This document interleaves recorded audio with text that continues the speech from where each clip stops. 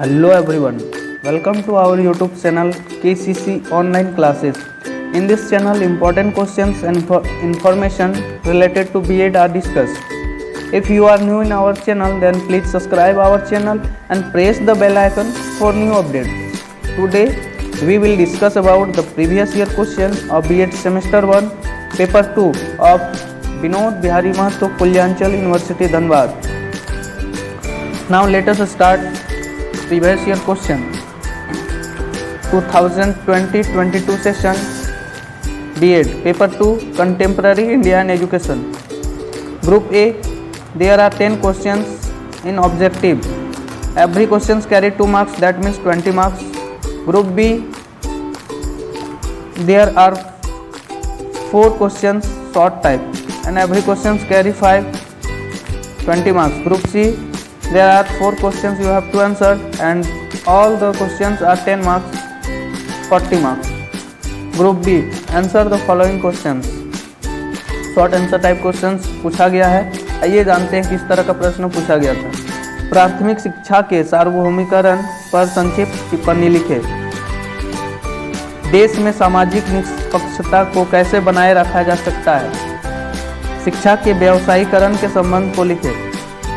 5th number question, would की अनुशंसा के गुण एवं दोष लिखे। वुड का घोषणा पत्र से क्वेश्चन है, इसको पढ़ लीजिएगा, बहुत इंपॉर्टेंट है। मुस्लिम काल की विशेषताओं पर चर्चा करें। मुस्लिम काल, वैदिक काल, ये सब दोनों काल की शिक्षा का जो प्रथा था, सिस्टम था, उसके बारे में पढ़ लीजिएगा, उसका कैसा शिक्षा का विशेषता था।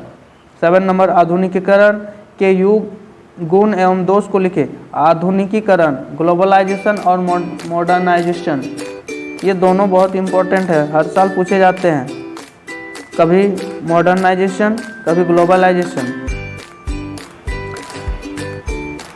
8 नंबर क्वेश्चन, भारत में आदिवासी आंदोलन पर चर्चा करें। ये इंपॉर्टेंट है, ये पूरा पेपर आपका हिस्ट्री, एसएसटी, सोशल साइंस से संबंधित है। पॉलिटिकल साइंस से क्वेश्चन रहते हैं, इतिहास से रहते हैं, भूगोल से रहते हैं। अगर आप अच्छे से, जिसका पॉलिटिकल साइंस है वो अच्छा कर सकते हैं। इसमें पूरा मौलिक अधिकार, मौलिक कर्तव्य, संविधान, धारा, शिक्षा का अधिकार पूरा उससे संबंधित है। इसीलिए अगर कोई जनरल कंपटीशन का तैयारी करते हैं उनके लिए पेपर आसान हो जाता है।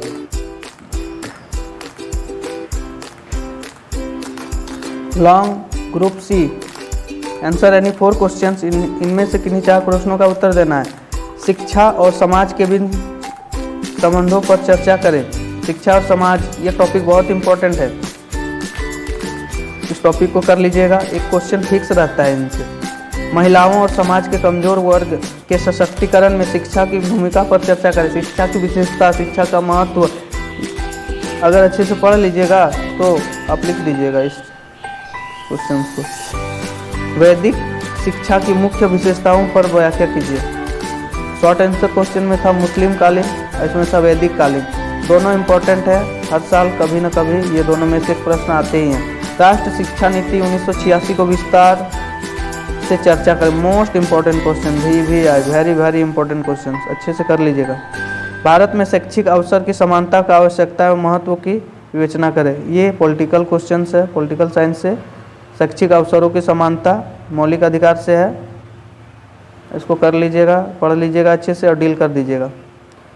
माध्यमिक एवं उच्च शिक्षा के विशेष संदर्भ में राष्ट्रीय ज्ञान आयोग की चर्चा करें। राष्ट्रीय ज्ञान आयोग से एक क्वेश्चन कन्फर्म रहता है, इसलिए राष्ट्रीय ज्ञान आयोग को कर एक बार पढ़ लीजिएगा, देख लीजिएगा।